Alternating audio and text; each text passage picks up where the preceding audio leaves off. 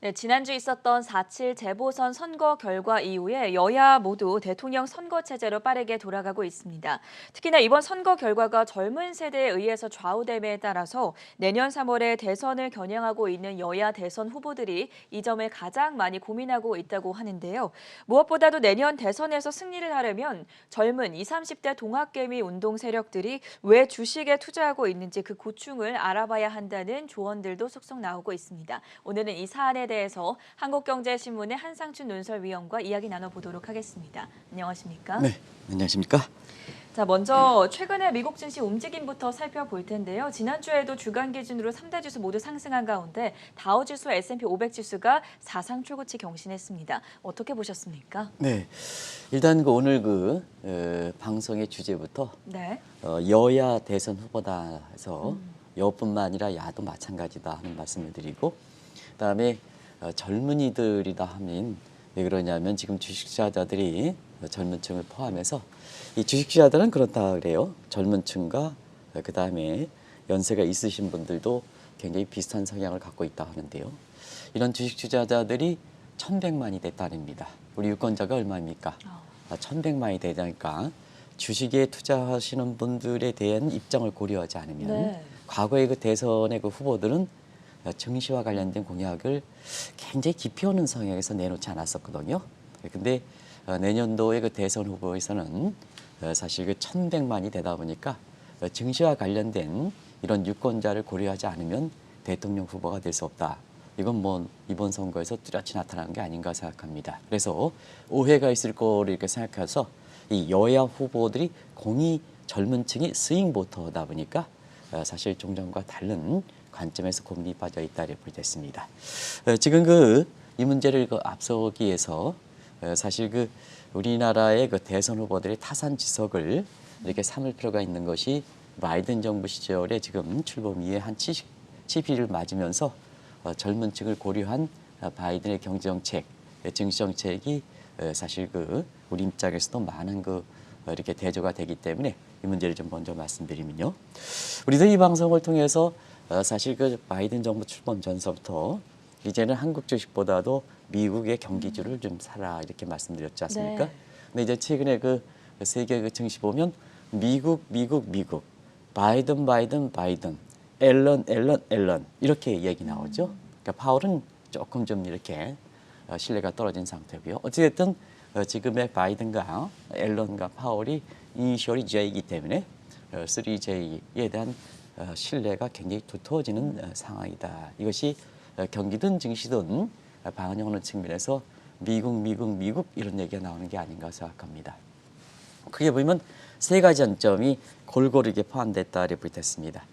단기적 측면에서는 코로나 충격을 완전히 좀 극복하고 중장기적 측면에서는 사실은 트럼프 때 서로 이렇게 갈기갈기 찢었던 이런 것을 국가를 개조를 해서 중국에 대해서 추격을 견제하겠다는 이런 쪽의 목적이 경제 정책에 그대로 네. 포함되어 있다 이렇게 됐습니다. 어느 하나 사실 미 국민들이 아주 다수의 계층들인데요. 이런 점을 볼 때는 정책의 포용성을 어떤 특정 정당, 민주당이 아니라 포용성을 갖고 있다 이렇게 됐습니다. 이런 것이 그렇다. 그리고 화끈하게 준다 하는 것을 말씀드리겠습니다. 찔끔찔끔이 아니라 화끈하게. 무슨 우리 것처럼 선거의 표심과 관련해서 찔끔찔끔보다는 화끈하게. 이 화끈하게 주는 것도 역시 포용성 정책의 측면입니다. 그래서 아시겠습니다는 1조 9천억의 경기 부양책, 주로 코로나 충격과 그다음에 경기 회복 문제가 되겠죠. 네. 그다음에 조만간 발표될 거라고 보이는 사회교육 인프라와 함께 한 4조에 육박하는 인프라 계획, 물적 인프라는 이제 발표가 됐습니다는 전체 합쳐서 6조 달러에 근접하는 확실한 하이프레서 경제, 고압 경제 면역에 지금의 경제적 측면과 정치적 측면에 이게 부각되는 게 아닌가 생각합니다. 실질적으로 이렇게 보면 자, 요즘 미국 경제에 대해서 골디락스에 대한 얘기가 많이 나오죠. 그렇죠. 다이먼 JP 모건 네. 회장이 이렇게 골디락스 증시에 이렇게 돼서 골디락스 경제에 대해서 이렇게 해서 골디락스 얘기가 많이 나오는데요. 일단 골디락스 여부와 관계없이 올해 성장률이 6.5%에서 물론 작년에 떨어진 거에 대한 베이스 이펙트긴 하지만 미국의 잠재 성장률이 지금 2% 정도를 이렇게 감안한다면 사실 6.5%는 대단히 큰 높은 성장률이다. 예. 이것이 미국을 불러일으키는 요인이다 이렇게 보셨습니다. 수치 자체는 1984년 이후로 37년 만에 최고의 성장이죠. 일부 골드만삭스가 얘기하는 8에서 9% 성장은 성장된다면 1976년 이후로 중국에 추월당했던 성장률적인 측면에서 미국이 앞설 수가 있다 하는 이런 펀더멘탈 측면에서 매크로적인 상황입니다. 그리고 지금 증시 보면 이런 경제 상황 네. 그리고 작년에 돈 푼 거를 아직 환수하지 않고 있죠. 그래서 펀더멘탈과 유동성 간의 에스컬레이터. 그러니까 이제 선순환이라는 표현을 쓰지 않고 에스컬레이터라는 표현을 쓰죠. 요즘 그렇게 표현을 씁니다. 그러니까 서로가 이제 에스컬레이터 이렇게 해서 올라간다는 얘기죠. 이런 국면이 지금 새롭게 나오는 거다 이렇게 보셨습니다. 그러다 보니까 자연스럽게 글로벌 자금도 일부에서는 한국으로 유입되는 게 아니냐. 지금 외국인들이 이렇게 사실 6거래일 연속 이렇게 들어오면서 물론 지난주 금요일에 그 주춤했긴 했습니다는 6거래일 연속 들어오면서 일부 증권사의 보고서가 한국으로 자금이 들어온다 이렇게 얘기를 하지만 실제로 그렇지 않습니다. 미국으로 재활되는 움직임이 더 뚜렷하다. 미국의 펀더멘탈이 한국보다 높고 달러가 강세가 되고 그다음에 미국의 그 국채 금리가 사실 절대 수준은 우리가 높긴 하지만 금리 상승 속도가 미국이 더 빠르기 때문에 미국으로 자금이 들어간다. 이런 것이 지금의 미국의 그 경제라든가 증시적 측면에서 기대가 한층 높아서 거드라스라는 그래서 1990년대 후반에 빌 클린턴 시절에 처음 썼던 골디락스라는 용어가 실제 골디락스냐 하는 것은 좀 이따 말씀드리고요. 골디락스라는 얘기가 아주 기대가 팽배하는 장소에 이런 용어가 나온다 이렇게 보겠습니다. 미국의 경제 성장률 수치를 보니까 정말 부러울 따름인데요. 이 시간을 통해서도 자주 강조를 해주셨지만 무엇보다도 중요한 것이 최고 통수권자의 역할이 아니겠습니까? 네, 지금 이제 규범이 통하지 않죠. 네. 이론이 통하지 않죠. 그래서 new normal이라는 표현을 쓰죠. 경우에 따라서 미래가 불확실하기 때문에. 네. 그러면 규범이라든가 이론이 통하지 않는 새로운 현안들은 됩니다. 통치권의, 통칭의 실정법성 문제나 통칭의 문제라는 얘기입니다. 통칭에는 누가 가지고 있느냐? 최고 통수권자 대통령이 갖고 있죠. 그렇죠. 그래서 대통령의 역할이 그만큼 중요해지는 거다 하는 걸 말씀드리겠습니다. 그런 측면에서 같은 코로나 사태를 거쳐오면서 대표적인 사람만 말씀드리겠습니다. 트럼프라든가 보울소나로 같은 경우에는 코로나 대처 미숙, 통치행에 해당되는 코로나 대처 미숙 때문에 추락하는 대표적인 인물이 됐죠. 대체로는 장기 집권자일수록 대부분 그렇습니다. 네. 장기 집권자일수록 사실 그 환경 변화라든가 이런 급변하는 환경에 기득권을 유지하려면 그 변화라든가 이런 거에 대해서 사실 기득권을 유지하려면 이렇게 미흡하게 되거든요. 그래서 장기 집권자일수록 코로나 같은 특수 환경에 추락하는 배경이다 이렇게 볼 때 있습니다. 반면에 통제권이 강한 시진핑과 그다음에 국민 편에서 변화를 빨리 수용하는 바이든 대통령 같은 경우에는 코로나로 인해서 위상이 강화되거나 시진핑 그다음에 지금 바이든 대통령이 취임한 지 70일 만에 굉장히 빨리 부상하고 있다는 걸 말씀드리겠습니다. 이 통치권자의 역할이 굉장히 중요하다는 것을 다시 한번 좀 말씀드리겠습니다. 지금은 뉴노멀이기 때문에 그렇다는 걸 말씀드리겠습니다. 그러다 보니까 가장 중요한 게 이 변화 부분인데요. 이 변화 부분에 수용하는 부분이거든요. 그런 측면에서 바이든 대통령이 왜 이렇게 부각될까 하는 측면에서 보면 젊은 층을 아우른다. 이런 정책들이 굉장히 녹아 있다는 것이 지금까지 70일간 정책이다 이렇게 보겠습니다. 한번 그 면면을 보겠습니다. 일단은 화학과 통합 차원에서 유색인종, 소외계층을 정책에 굉장히 되는데요. 지금까지 이렇게 보면 70일이기 때문에 네. 정책에서 보면 성과를 판단하기에는 좀 이른 시점이고 그러면 지금 이렇게 보면 인재 중용이죠. 인재 중용. 보면 바이든 대통령의 바이든 정부의 강요들은 가장 유색인종과 소외계층을 중용했다는 것은 제가 굳이 부통령서부터 굳이 말씀드리지 않더라도 아마 시청자 여러분이 잘 아실 거로 이렇게 봅니다. 바이든 대통령의 이렇게 정부의 강요들 쭉 한번 보시기 바랍니다. 아주 골고루 등재되어 있다. 그래서 우리의 내 편만 쓰는 우리와 구별되는 측면이 지금 있다고 보셨습니다. 그리고 기득권 내려놓기입니다. 기득권 내려놓은 층에서 잘 되는 기업, 그 다음에 고소득층의 부유세를 부과하고, 그 다음에 특히 이런 입장에 맞춰서 사실 미국의 고소득층이라든가, 그 다음에 잘 되는 기업들이 기부 행위가 굉장히 빠르게 현가하면서 이것이 기득권을 내려놓는 운동 이런 것이 굉장히 지금 70년 만에 굉장히 빠르게 되고 있다는 네. 걸 말씀드리고요. 그다음에 마이클 샌던의 공정이란 무엇일까, 정의란 무엇일까 하는 책을 한번 보셨을 겁니다. 그래서 공정한 사회를 구축한다. 특히 젊은 층에 공정한 사회가 굉장히 중요한 개념인데요. 누구나 기회가 있는 사회를 마련한다 하는 측면이 바이든 대통령이 70일간 보여주는 모습입니다. 그래서 대통령이 국민의 튀는 대통령이 아니라 국민이 뽑아졌으면 튀는 대통령이 아니라 국민 속의 대통령, 튀지 않은 대통령 이런 것이 바이든의 모습이다 이렇게 됐습니다. 물론 이례적이긴 하지만 트럼프 대통령은 지난 그 전 대통령은 4년 동안 사실 한국경제TV 방송도 트럼프의 트윗하는데 그렇죠. 전부 시간을 다 소요했습니다. 네. 근데 바이든 대통령이 지금 들어오신 지 70일 됐습니다는 이 방송을 통해서 바이든 대통령 얘기를 몇 번 했습니까? 몇 번 했습니까? 사실 대부분 경제 문제에 대해서는 아마 제닛 옐런 파월의 페드 의장보다도 바이든 대통령이 나타나지 않았다. 이게 바로 국민 속의 대통령, 튀지 않은 대통령상이다. 다음에 대통령 선거의 후보를 이렇게 지향하시는 분은 오늘 이 내용들을 잘 보실 필요가 있습니다. 그래서 대체로 젊은 층을 아우르는데요. 젊은 층을 아우르는 것은 자 소외계층, 유색인종 여기 젊은 층도 거기에 포함되어 있는 겁니다. 네. 중요한다는 측면 그리고 젊은 층들이 가장 가치를 이렇게 주는 측면에서 공정, 정의를 굉장히 실현시킨다는 측면 그리고 사회 기득권 세력일수록 기득권을 이렇게 하는 게 아니라 기득권을 내려놓는 데 중점을 두고 있다 하는 이 측면은 이번에 4.7 재보선을 맞으면서 우리 사회의 선거 결과에서 젊은 층이 스윙보터 역할을 하는데도 굉장히 똑같은 요인이 고려됐었던 요인이거든요. 그런 측면에서 한번 내년도에 대통령 후보를 이렇게 지향하시는 분은 자질적인 측면이라든가 국민의 평가라든가 공약이라든가 이런 측면에서 이런 점을 굉장히 염두에 두실 필요가 있다. 그래서 미국 경제, 미국의 증시 이렇게 부각되는 거다 하는 걸 말씀드리겠습니다. 방금도 말씀을 해주셨지만 바이든 행정부의 특징 중에 하나가 미국 개조를 통해 중국을 따돌리기 위해서 젊은 층들, 젊은 세대를 우대하는 정책을 펼치고 있다라고 말씀을 해주셨습니다. 이 부분에 대해서 좀 더 자세하게 설명해 주시죠. 경제정책이 지금까지 이렇게 이런 내용들을 수용하고 있는데요. 경제정책의 이렇게 내용 보면 네. 잘 되는 걸 지향하지 않습니다. 그럼 시장 자율적으로 지향하기 때문에 네. 본인의 경쟁에 의해서 이렇게 가기 때문에 그러면 시장 경제 원리에서 사실 뒤처지는 사람단 소외된 정부의 계층. 정책, 네. 정부의 정책에 관여한다.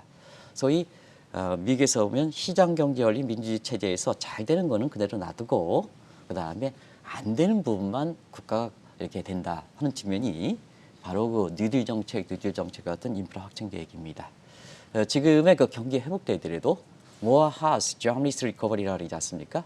IT라든가 이런 교육을 받지 못했던 사람들 같은 경우는 미국의 경제 성장이 6.5%, 8% 간다 하더라도 과거처럼 자연스럽게 고용이 이렇게 되는 건 아니거든요. 이런 문제는 바이든 대통령 정부가 바이든 정부가 담당한다는 겁니다. 이게 영구적 실업자를 국가 책임으로 해서 뉴딜 정책 인프라 확충을 해서 나타나는 모습이고요. 물론 단기적인 경기 부양책도 그런 목적을 갖고 있다 이렇게 됐습니다. 그리고 경제 패권에서는 기득권에 해당되는 사람들, 그 다음에 나이가 드신 분 다 그런 건 아닙니다는 미국에서 이렇게 보면 기득권은 안 좋아하는 세력이기 때문에 미국의 위상이 어떻게 되든 간에 그렇게 크게 관념이 없다는 겁니다. 네. 오히려 젊은 층들이 미국의 위상에 대해서 더 강조를 한다는 얘기입니다. 이거는 아마 사실상 이렇게 금융권에 이렇게 CEO 되시는 분도 과거에 이렇게 어렸을 때 자라실 때 굉장히 이렇게 굉장히 젊은이로서 아주 위상을 갖고 있다가 지금은 돈이 많으다 보니까 상당 부분은 국가가 어떻게 되든 이렇게 되든 이렇게 이런 쪽으로 흐르는 양상들을 이렇게 볼 수가 있는데요. 미국의 이렇게 위상이 굉장히 높게 하는 것은 기득권보다도 오히려 젊은 층들이 강한 의식을 갖고 있다 이렇게 됐습니다. 네. 그러다 보니까 인프라 확충 계획을 통해서 중국을 따돌리는 이런 것도 젊은 층의 입장을 배려를 한 거다 하는 걸 말씀드리겠습니다.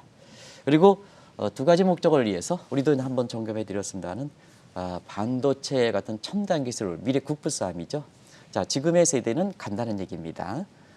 근데 젊은 층들은 미래 국부를 이렇게 짊어져야 되지 않습니까? 그런 측면에서 바이든 정부는 현재보다도 미래를 위해서, 현재를 위하면 표를 의식하는 거고요. 미래를 위하면 미국의 그 젊은 층들의 앞날을 위해서 반도체 굵기 구상해서 시청자 여러분한테 말씀드렸습니다는 지난주에 리쇼링과 가치살이 구체화, 소위 반도체 세미컨덕터 어라이언스 메리체인 같은 거 이런 걸 구축해서 그렇습니다. 그래서 반도체라든가 이런 데에서 K자형 구조에서 나오는 소외와 젊은 층들의 역할과 배려를 했다는 측면 이런 겁니다. 그리고 조만간 그 발표될 거로 보이는 물적 인프라에 이어서 사회교육 인프라가 발표되죠. 사회교육 인프라인데요. 이게 사회교육 인프라 전부 뭐냐? 아마 그 내용 하나하나 자체가 젊은 층과 관련돼 있을 겁니다. 네. 그죠? 사회도 그렇고 소셜 밸류라든가 이런 측면, 정의라든가 교육도 마찬가지입니다는 그런 측면에 사실 사회교육 인프라 같은 2차 지금 발표문이 남아있죠. 그래서 이런 것이 조만간 발표되는 건데요. 정책적으로도 이렇게 구현되고 있다. 지금 70일간의 효과를 판단하기는 이릅니다는 경제 정책적인 측면에서도 젊은 층을 위하는, 소외계층을 위하는, 유색인종을 위하는, 그래서 국민의 합의와 통합을 도출하는 이런 쪽에, 그래서 그걸 바탕으로 해서 한편으로서는 시장 경제를 다시 이렇게 복구시키고, 그다음에 정치적으로 보면 민주주의 시대, 1인 1표주의 민주주의 체제를 복구시키는, 그래서 미국의 장점을, 합중계라는 미국의 장점을 강화시켜서 대외적으로 보면 미국의 위상을 중국으로부터 타결시켜서 사실 제2의 팍스 아메리카 체제를 구축하고, 미국 내에서는 합의를 통해서 미국 경제가 굴러가는 이런 쪽의 모습이 지금 70일간에 나타나고 있다 이렇게 보겠습니다. 현지 시간 월요일이죠. 미국 시간으로 이제 오늘부터 또 백악관에서 반도체 대란 대응 회의가 열리니까 그 점도 함께 참고를 해보시면 좋을 것 같고요. 4년 전이었습니다. 탄핵을 계기로 태동했던 현 정부에 대한 기대감은 사실상 바이든 행정부 때보다도 더 기대가 훨씬 컸었는데 그런 상황들에 좀 변화가 생긴 것 같아요. 4년 전의 모습을 보면 지금의 바이든 정부에서 네. 미국 국민들이 기대하는 이런 쪽의 모습과 용어는 다르지만 대부분 비슷했지 않았느냐 그렇죠. 생각합니다. 아마 트럼프의 사실 이렇게 여러 가지 기득권을 누리는 이런 측면에서의 사실 그 바이든 정부의 태동 이런 문제가 대선 결과에 나타났었죠.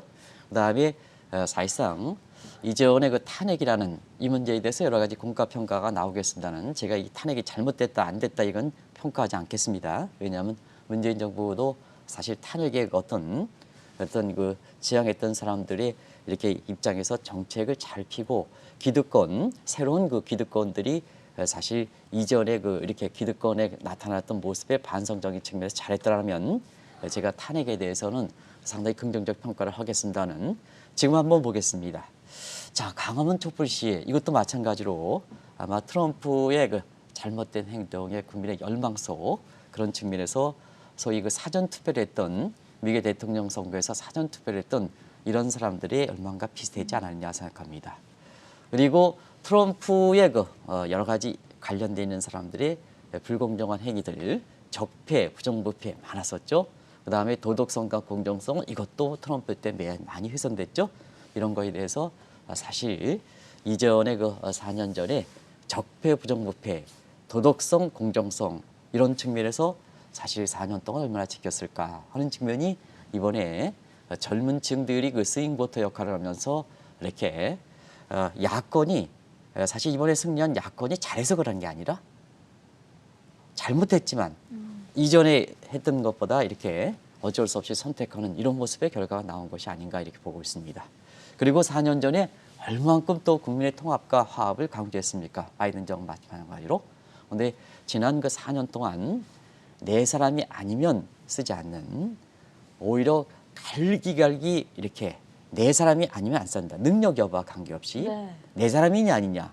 우선 강요를 쓸 때도 네 사람이냐 아니냐 이렇게 얘기했다 그래요.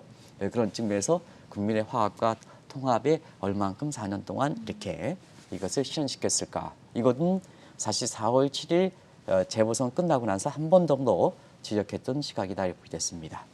이 모든 것이 이렇게 사실 가장 상징적인 그 사건들이 있었죠. 여기 상징이라는 표현을 대표성을 갖고 있는 그 사건이라고 보겠습니다. 상징이 희망적인 거지만 이거는 굉장히 아주 국민들의 자괴감을 느끼게 했던 대목이다. 충남도지사라든가 그다음에 사실 이제는 그 시장이 바뀌었습니다는 전 서울시장 이름은 제 입에 담지 않겠습니다. 담는 것조차가 이런 사건으로서 이렇게 하는 사람들이 담는 것조차가 제가 그렇습니다. 그리고 아직도 부산 이렇게 전 시장 이 사람은 얘기를 하겠습니다. 오거돈 시장은 지금 어디가 있습니까? 아직도 기소를 안 합니까? 왜 합니까? 이렇게 해가지고 다음에 그 대통령 선거에서 어떻게 하겠습니까? 여당 입장에서 어떻게 하겠습니까? 그래서 이런 것이 사건이 이렇게 한순간에 벌어지면서 특히 젊은 층들이 표심을 돌아가는 과정에서 야당도 잘못하고 있는데요. 그게 바람직한 정당이지 않은데도 불구하고 거기에 선택했던 이런 입장에 4.7 그 재보선 선거의 결과다 이렇게 보겠습니다. 얼만큼 바이든 정부와 구별되느냐 하는 측면, 네. 이런 측면은 트럼프에서 바이든, 그다음에 과거의 적폐 탄핵을 통해서 4년 전에 문재인 정부에 이렇게 나왔던 시각과 아주 거의 비슷하다 이렇게 보시면 되겠습니다.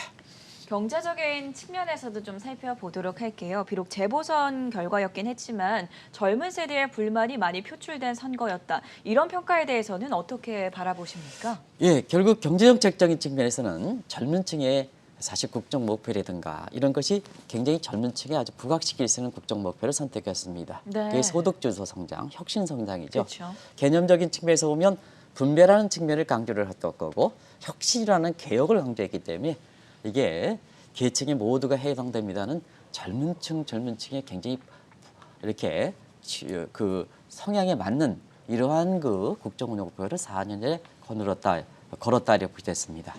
그러나 4년이 지난 이전 시점에서 보면 강하게 인상을 주지 못했다 이렇게 됐습니다. 일단은 소득주도 성장, 혁신 성장은 사실 흐지부지된 상태죠. 그리고 젊은 층 중심의 일자리 상황판 아마 저도 그때 아주 강인한 인상을 하고 희망을 건졌던 부분이 일자리 상황판입니다. 그렇죠. 아마 제가 가장 희망을 걸었던 부분이 젊은 층의 일자리 상황을 매일매일 점검하겠다. 일자리 상황판입니다. 근데 상황판 지금 보이지 않지 않습니까? 그리고 남북 관계는 과연 누구를 위한 거냐? 젊은 층이 지금 하루에도 아르바이트 2번, 3번, 4번 이렇게 해서 지금 살아가고 고용도 안 되는데 남북에 있어서는 이렇게 여러 가지 비용적인 측면이라든가 이런 게 뭘까? 뭐든지 글로벌 전략이라든가 북한과의 관계도 글로벌 전략의 일환이라 이렇게 본다면 사실 우리부터 챙기고 나서 뿜어주는 힘 때문에 가야 되는 겁니다. 그게 네. 국민의 화합 차원에서의 남북 관계입니다. 남북 관계에 도출하는 게 그렇습니다. 우리의 희생을 바탕으로 젊은 층의 희생을 바탕으로 남북 관계를 도출하는 것은 결과적으로 보면 나중에 북한이 한국에 대해서 제대로 이렇게 입장을 정리해 그만큼 노력한 만큼 성과가 보이지는 못하면 아주 최악의 상황으로 가는 겁니다. 우리 희생이 되고 젊은 층이 희생이 되고 북한에 이렇게 줬는데 북한이 제대로 결과가 나오지 않았다면 자 우리 입장에서는 현 정부 입장에서는 그대로 이렇게 이게 무슨 말을 할 수 있는 입장은 아니다 하는 네. 것을 말씀드리겠습니다. 특히 이번에 젊은 층들이 가장 불만을 표시했던 게 여러 가지 선거 전략상을 이렇게 보면 사실 수도권의 젊은이인데요. 그런 측면에서 보면 사실 부동산 대책에 대해서는 아마 이건 많은 사람이 특히 경제 외적인 측면에서 정치 평론가도 이 문제를 좀 많이 이렇게 얘기하는 것 같아요. 결과적으로 보면 부동산 대책의 부작용 때문에 젊은 층의 희망을 꺾은 배경이다. 저도 그렇습니다. 농부의 아들로 태어납니다는 결혼하고 나서 사실 유일한 그 희망이 집을 구하는 거 아니겠습니까? 집을 구하고 거기에 대출금을 해서 50대까지 갚아나가는 이런 모습이 한 세대를 됐는데요. 결과적으로 보면 이 문제에 있어서 젊은 층들의 희망을 꺾여놓는 것이 굳이 제가 담지 않겠습니다. 김현미 대책, 변창흠 공급 대책, LH 투기 문제 이번에 좀 교체하겠죠. 이렇게 해서 이번에도 교체 안 되면 안 되겠죠. 변창흠 이렇게 경질 문제가 벌써부터 한 달 정도 이렇게 끌어왔는데요. 이번에 좀 빨리 좀 해주겠습니다. 저도 이 용어를 다시 한번 몇 번에 걸쳐서 확인했습니다. 그리고 제가 개인적으로 보면 미국의 그 내부에 있는 상공위서 이렇게 분들과 같이 최근에 그 일을 좀 많이 하고 있는데요. 예. 그분들도 그런 얘기를 하십니다. 일부 사람이라고 했지만 자, 뉴욕타임스에 내로남불, 저거 그대로 적어왔습니다. 내로남불, 내로남불. 아마 한국의 외환위기보다도 더 저게 국제사회에서 한국의 국격을 낮추는 게 저 용어가 아닌가 생각합니다. 내로남불. 우리 경제가 지금 뭐냐, 우리 선조들에 의해서 이렇게 지금까지 왔는데요. 내로남불, 이게 한국의 영어로 저렇게 표현하는 것은 사실상 제가 가장 미국에 있을 때 가장 굉장히 눈물을 졌던 것이 뭐냐, 희열의 눈물을 졌던 것이 우리 그때 당시에 아마 갑자기 저 용어 때문에 이렇게 생각이 나지 네. 않고 있으면은 샤이의 강남 뭐 이렇게 스타일이라는 게 있죠. 아, 그렇죠. 이 강남 스타일이 제가 미국에 있을 때 ABC 라디오를 통해서 이렇게 들었을 때 상당히 굉장히 뭐냐, 눈물을 졌습니다. 아주 감격의 눈물을 졌습니다. 네, 인기가 대단했었죠. 미국의 ABC 라디오에서 우리나라의 용어가 그것도 한글말, 한글로 굉장히 뭐냐, 이렇게 졌던 것은 제 입장에서도 굉장히 됐는데요. 또 다른 눈물이 뉴욕타임스라든가 이게 내로남불, 모든 게 무너지는 거 아니겠습니까? 이게 내로남불이. 내가 오면 옳고 남이 오면 싫다. 이게 오죽했으면 이 용어가 나옵니까? 이런 거에 대한 젊은 세대들의 공정치 못한 이런 젊은 세대들의 그것이 뭐 예를 들어서 이게 우리 젊은 사람들, 이런 사람들이 노력에 의해 가지고 자격증도 따고 뭐 열심히 공부해서 훌륭한 학교로 가려고 그렇게 노력하지 않습니까? 네. 근데 거기에 인증이라든가 뭔가 이런 게 나타나는 과정에서의 불공정한 행위들 문제, 이름은 밝히지 않겠습니다. 그리고 부동산 문제 관련해서 뭐 정책 실장이라든가 또 부동산에 대해서 각종 임대차를 했던 이런 사람들이 그 정책을 마련하기 전에 미리 이렇게 한다든가 이런 거는 어떻게 있을 수가 있습니까? 이게 젊은 층에 표출하는 과정에서 사실 이번에 재보선 선거가 나온 것이 아닌가. 이 문제를 끝나는 게 아닙니다. 이 문제가 내년에 대통령 선거의 연장 차원에 되는 거거든요. 네. 그런 쪽을 한번 잘 보실 필요가 있다는 걸 말씀드리겠습니다. 이번에는 특히나 코로나19라는 비상사태를 맞아서 국민, 특히 젊은 세대의 희생을 강요하는 대책으로 인해서 젊은 층들의 불만이 더욱더 확대가 됐다. 이런 피해 의식들도 나오는데요. 이 부분에 대해서는 어떻게 보십니까? 이건 간단히 줄일게요. 네.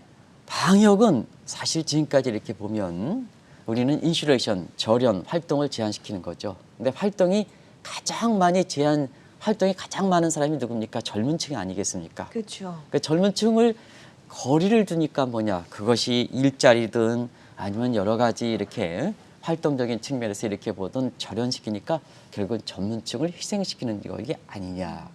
공치사는 저렇게 해놓고 이런 측면에서 젊은 층의 표출이다 이렇게 보게 됐습니다. 그런 과정에서 백신이라든가 이런 문제는 방송 전에도 사실 우리 전 앵커랑 같이 해서 미국사에서 보면 네. 백신을 다 맞았다. 주변에서 많이 맞았다. 심지어는 이렇게 사실 그 멕시코라든가 이런 측면에서 이렇게 백신을 맞기 위해서 이렇게 온다는 네. 우리가 부러운 얘기를 했습니다는 사실 이게 백신 접종이라든가 이런 측면도 여러 가지 논란이 있는 것 같습니다. 이렇게 연세 드신 분도 훌륭하시고 이렇게 합니다는 이렇게 백신이 절대적으로 부족할 때는 우리가 보면 활동이 굉장히 많은 젊은 층을 먼저 이렇게 맞는 것도 하나의 방법이지 않느냐. 서울대에 이렇게 바이러스 관련된 굉장히 훌륭하신 분이 그렇게 지적을 한 거라서 이런 그런 측면도 있습니다. 그러다 보니까 격리 방안은 역시 격리 방안은 사실 가장 활동력이 강한 사람이 희생을 많이 하는 거 아니겠습니까? 이런 측면에서의 젊은 층의 불만도 굉장히 컸다는 걸 말씀드리겠습니다. 이번에 여당과 현 정부가 4.7 재보선 선거에서 실패한 여러 가지 이유들이 제기가 되고 있는 가운데 젊은 동학개미를 충분히 수용하지 못했다. 이런 평가에 대해서는 어떻게 해석해 볼 수 있겠습니까? 코로나 사태 이후에 네. 사실 그 여당과 현 정부 입장에서는 가장 혜택을 많이 받은 사람이 동학개미 역할 아니겠습니까? 그렇죠. 그래서 동학개미 때 주가가 좀 올라감에 따라서 국민들한테 희망을 던져줬고 코로나 사태에서 여러 가지 스트레스 받을 때 증시가 이렇게 살아난 과정에서 분출 창구가 됐던 스트레스 네. 분출 창구가 됐던 것은 사실이지 않습니까?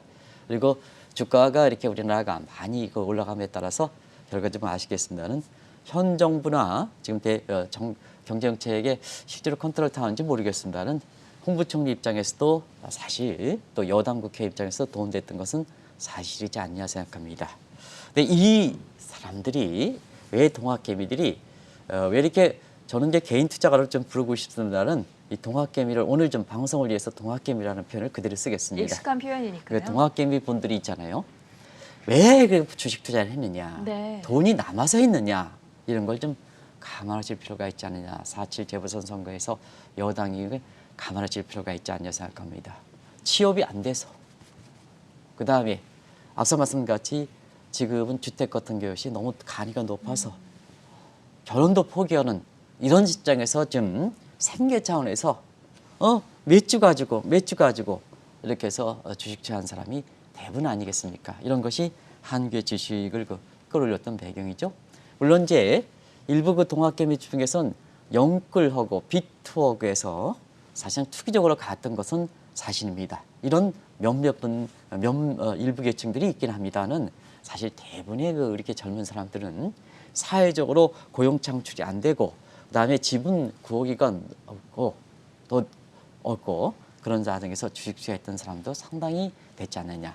이런 사람들을 4.7 재보선 선거에 이렇게 최소한 여당 이렇게 해서 이런 사람들의 심리만 생각을 했었다면 네. 사실 이번에 재보선 선거는 어떻게 됐을까 하는 측면도 한번 내년에 대통령 선거를 치르는 입장에서 보면 여든 야든 대통령 후보들 지금 거론되는 사람은 이렇게 이것을 좀 왜 동학개미들이 주식투자에 나섰을까 하는 입장은 고려할 필요가 있지 않냐 생각합니다. 여러모로 증시가 활성화되어야 할 것으로 보이는데요. 이렇게 어렵게 자라났던 동학개미의 싹이 계속해서 잘 자라날 수 있기 위해서는 정책적인 방면에서는 어떤 전제 조건이 필요하겠습니까? 네, 이제는 우리나라에 이게 주식 투자자들이 1,100만, 개인 투자자들이 1,100만이 네. 됐습니다. 시청자 우리 유권자들이 지금 몇 만입니까? 지금 우리 주식에 투자하는 사람들이 1,100만이 됐습니다. 이제는 과거에 증시와 관련된 대책이 나오지 않으면 안 되는 이런 시대가 이번에 코로나 사태를 겪으면서 그렇습니다. 또 우리 경제를 한번 보겠습니다. 기업들의 자금 조달, 은행에서 조달합니까? 담보를 요구하는. 그래서 구매에 맞는 정책을 돈이 많을 때 구매에 맞는 자금 조달을 해야죠. 그게 증시입니다. 그리고 혁신, 모험성에서 경제가 뭐냐? 경제가 담보를 요구하지 않는 이런 쪽을 가야죠. 그게 경제 신진 대상이고 모험성이 있어야 자, 뉴노멀 시대에서는 불확실한 미래가 이렇게 됐을 때는 그 리스크를 감당할 수 있는 이런 자금들이 필요한 겁니다. 그게 증시로 자금 조달하는 겁니다. 국민도 이제는 자, 이제 은행에 이렇게 넣으면 금리가 몇 프로입니까?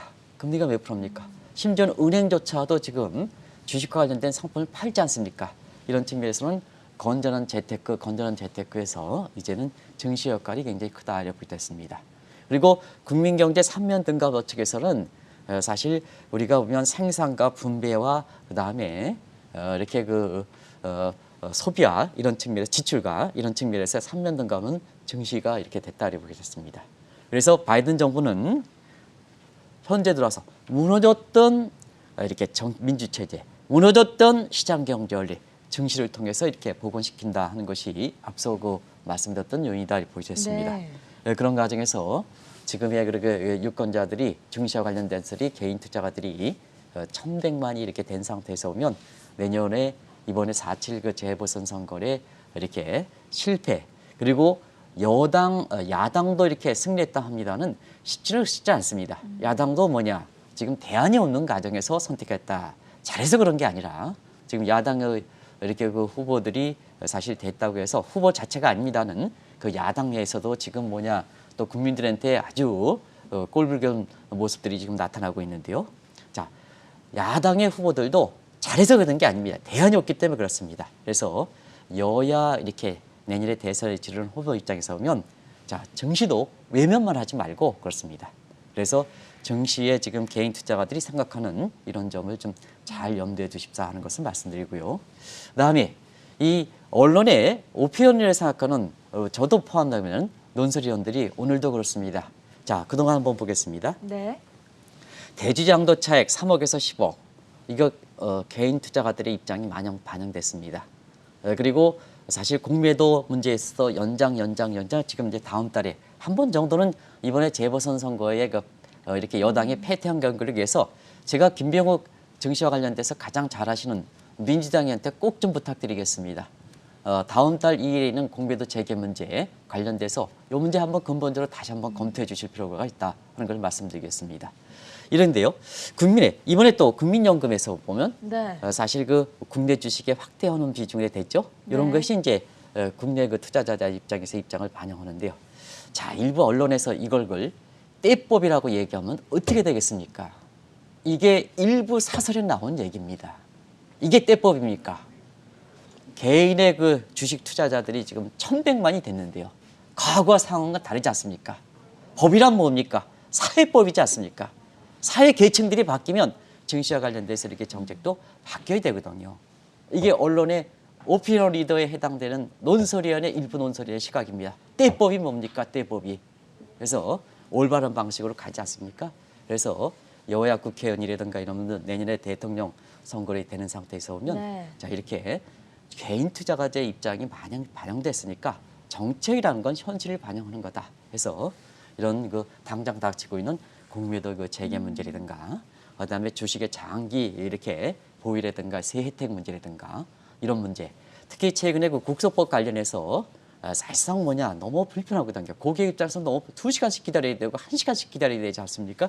이런 거에 대해서 좀 근본적으로 검토해서 이게 국민들의 그 주식 투자가들의 입장 또 금융 소비자 입장을 좀 반영되는 정책의 주도자가 주도하는 게 아니라 이런 측면에서 그리고 여론을 담당하는 논설위원들 다 그런 건 아닙니다는 국민의 입장이 반영된다, 주식 입장이 반영된다 해서 이걸 띠법이라 하는 과거의 이런 관점에서 벗어나지 못하는 사람들 이런 걸 좀 건져낼 필요가 있다는 걸 말씀드리겠습니다. 4.7 재보선 이후 여야 모두 대통령 선거 체제로 빠르게 재편되고 있습니다. 대통령 대선에서 승리하기 위해서는 젊은 동학개미 세력을 포용하고 또 고려해야 한다는 조언 말씀 들어봤고요. 지금까지 한국경제신문의 한상춘 논설위원이었습니다. 고맙습니다. 네, 고맙습니다.